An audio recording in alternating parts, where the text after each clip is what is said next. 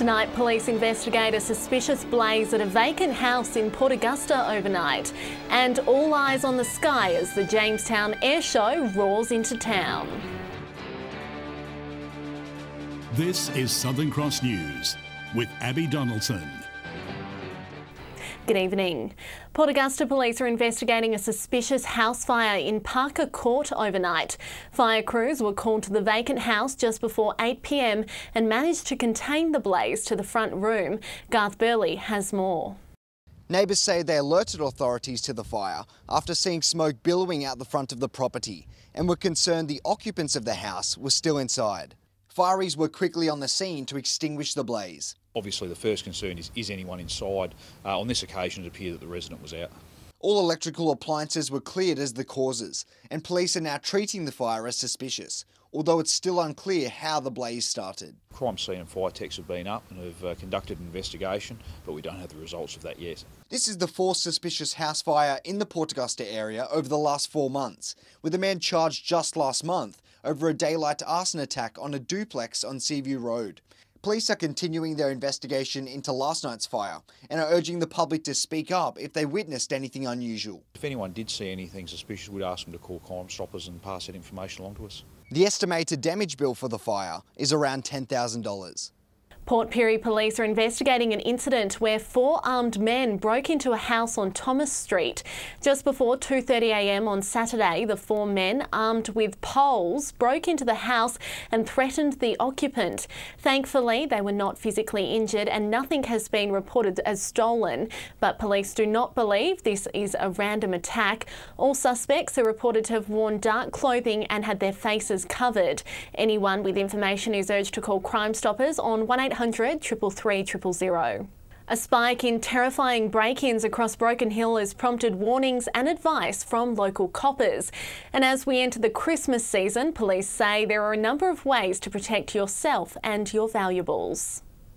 More brazen break-ins and cops are fed up. 3 more cases were reported across the weekend, including one on Ryan Street. A 40-year-old Broken Hill man has gone to a home. He's taken off his shoes, walked around the back where he has tried to break into the house. The homeowner's dog started barking at the man and the residents came outside. The male resident there has confronted this offender and tried to get him to stay there till they call police. He armed himself with a broom, the offender armed himself with a broom, and the gentleman that lived there got into a bit of a wrestle with him, held him down until police arrived a short time later. The rise in break-ins acts as a timely reminder from police that the festive season is approaching and locals need to take precautions. If you go to bed or you leave the home, make sure you shut your windows. Key locks are really good on the windows and the doors, deadbolts on your doors if you're going to leave the premises. Also, if you've got an alarm system, turn it on. Police also say Christmas shoppers should be careful not to leave valuables in their car. If you need to, keep them out of sight. If there's no reason for a thief to break in, chances are they won't. If you have been the victim of a break-in, contact the police assistance line on 131 444. Patrick Ryankey, Southern Cross News. The Port Lincoln community has shown a huge display of support for those living with juvenile type 1 diabetes. Hundreds joined in on the One Walk, raising funds for life-changing research in the hope for a cure. A cut of the ribbon and they're off in the hope of finding a cure for type 1 diabetes. There's a lot of kids on the Eyre Peninsula that do have type 1 diabetes, including Jodie's son Cooper and my daughter Taya. So we wanted to bring the community together today and hopefully raise a few funds to one day hopefully find that cure. The Juvenile Diabetes Research Foundation One Walk is an event held worldwide, and the fundraising walk in Port Lincoln yesterday had an unexpected guest share his story. It's normally something that we don't talk about. Today was the first time I've said publicly anything about my journey with type 1 diabetes. The day included a walk along the coast and activities on the foreshore, leaving organisers blown away with the almost $13,000 raised. The community support meaning so much to the kids in orange hats. I want to thank all the friends that support me and help me. And the awareness it creates. A lot of people associate type 1 diabetes with type 2 and being obese,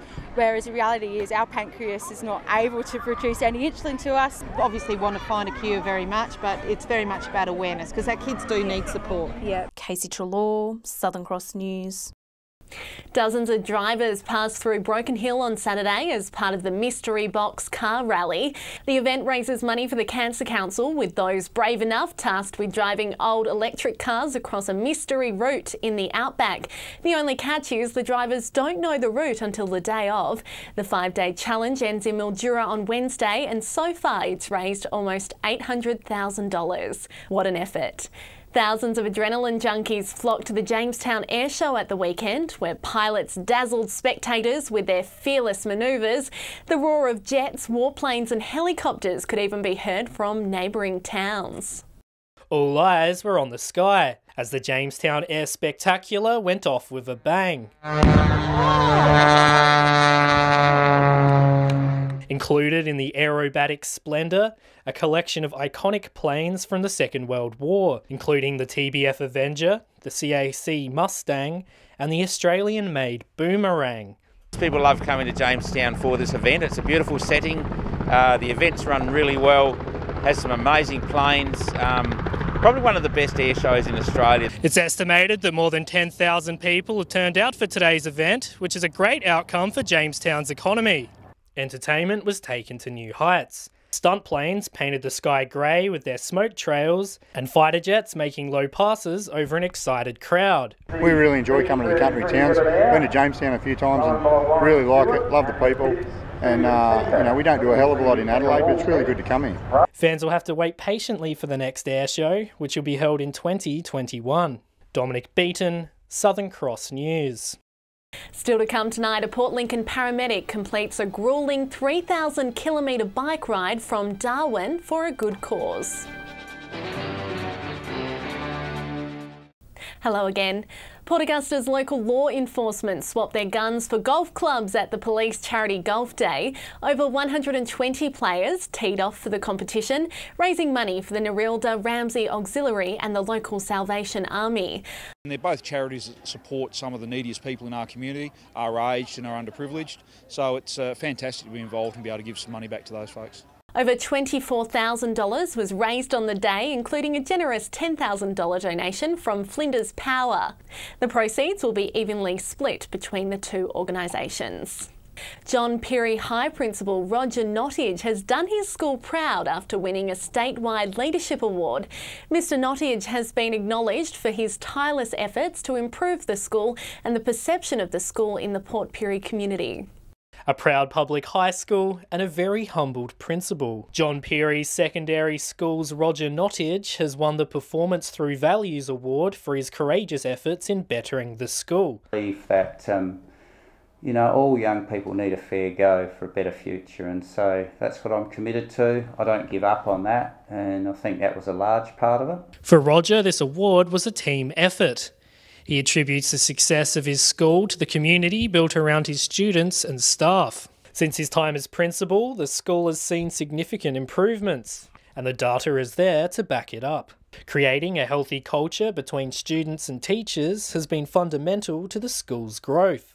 He's made one hell of a difference, and why the Values Award was around being courageous and tenacious. Instead of celebrating the past, Roger is head set on working towards the future. The award is now a symbol of motivation and showcases what can be achieved with a positive attitude. Dominic Beaton, Southern Cross News.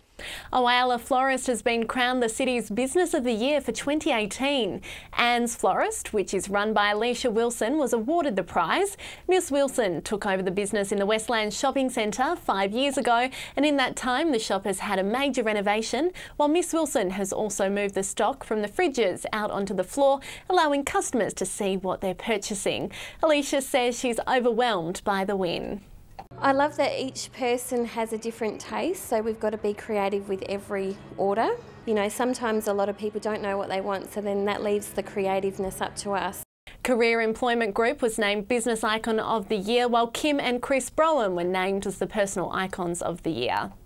A Broken Hill local has won gold at the Invictus Games in Sydney. Marcus Wilson, manager of the Royal Flying Doctor Base in the city, was part of the four-man Australian team that finished first in the sailing. The team battled tricky winds and strong competition to steal the win from third spot. Marcus joined the Australian Army in 1988 and was discharged in 2002.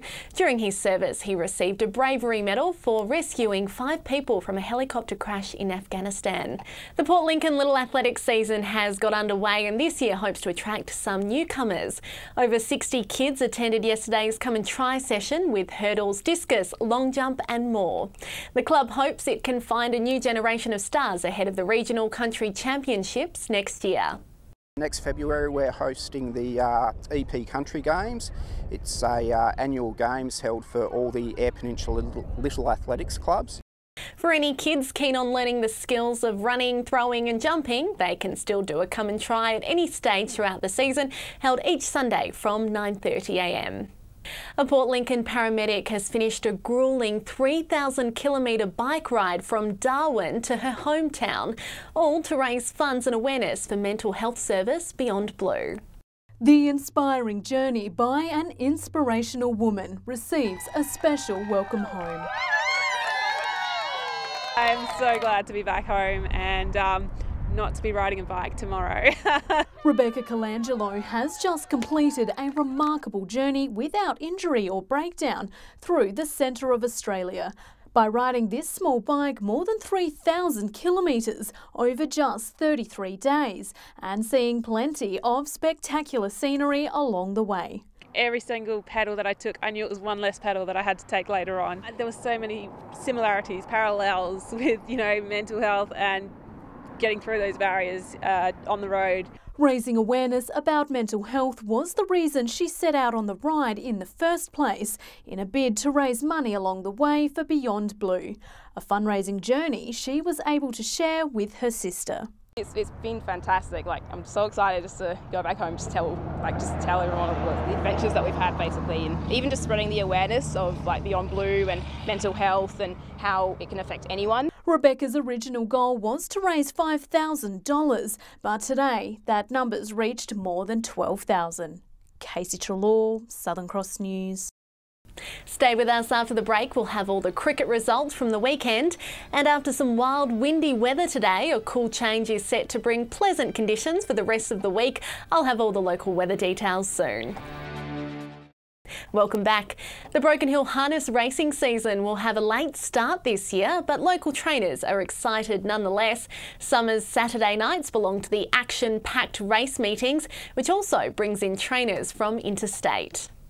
A night out at the trots, giddy up. I think we're looking for a really big season this year. The 2019-2020 Broken Hill harness racing season kicks off in December, with 3 meetings scheduled in the festive month. The Maltese Cup and the Carbine Chemical Sprint are big race nights on the calendar, but none are bigger than the Carnival of Cups, the season-ending race that preludes the St Pat's race weekend. I think that's sort of the pinnacle of our season, and I don't believe there'll be any different this year with the same bunch and the same group of sponsors that are sort of been on board now for a long time. And trainers from Mildura to Port Pirie come to Broken Hill to race throughout the season. The rising level of interest has Anthony excited. The track looks in good stead. It really does. So yeah, nice fast racing, and last year was a prime example of that. Track records broken and that sort of thing. So yeah, looking forward to it again. On a personal level, Anthony and fellow Trots driver Ashley Camilleri have both been nominated as Hobby Driver of the Year for Harness Racing New South Wales. The pair will travel to Wentworth this weekend for the presentation. Broken Hill's first Trots meeting will be held on December 8. Patrick Ryanke,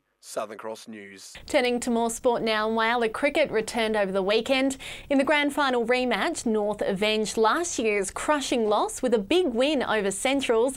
John Hunt joins us now, and John, it was a good start to the season. It was, Abby. North had a forgettable experience in last year's grand final, and they were keen to start the season well. They faced Centrals, hoping to show their rivals they'll be a contender this year. Batting first, Central were 2 for 4 at one stage, before a 64-run partnership between Brad Smith and Daniel Collison steadied the ship. When Collison was out for 34, the runs dried up, with Central eventually setting a target of 169 to win. North never looked threatened in the chase, with 80 from Chris Beattie doing the damage. The Magpies chased down the target with 6 overs and 8 wickets to spare, to start the season with a bang. In the other match, a much improved Rapina were too strong for South, thrashing the Demons by 102 runs. In Port Augusta, Quorn skittled Central Stirling for just 62 on their way to a 5-wicket win, while 95 from Greg Shirley helped South defeat West. Down in Port Lincoln, Southern Air had a narrow win. Todd River overcame Tasman in a close one, and 4 for 16 from Greg Simons helped Lincoln South defeat Waybacks. And Broken Hill's 2020 comp got underway. 47 from Ryan Gillespie helped South win their first opening round match in 15 years, while North were too strong for Central. So that's all this week as our region's cricket leagues start to get underway. But for now, it's back to you. Thanks, John. And time now to take a look at what's happening in the weather. Some wild, windy and warm weather made a return in Port Augusta, Port Pirie and Whyalla today, with temps soaring into the 30s. A different story for Port Lincoln though, a gorgeous 24-degree day today. On the satellite, skies are clear across South Australia, with high pressure bringing settled conditions. On the waters for your Tuesday, southwesterly winds up to 20 knots, seas at 1.5 metres, and sunrise will be at 6:30 on the dot tomorrow morning. Well, the good news is a cool change is going to sweep through tonight, bringing some much more pleasant conditions tomorrow. A mostly fine outlook everywhere, while temps will be in the high teens to low 20s for most centres.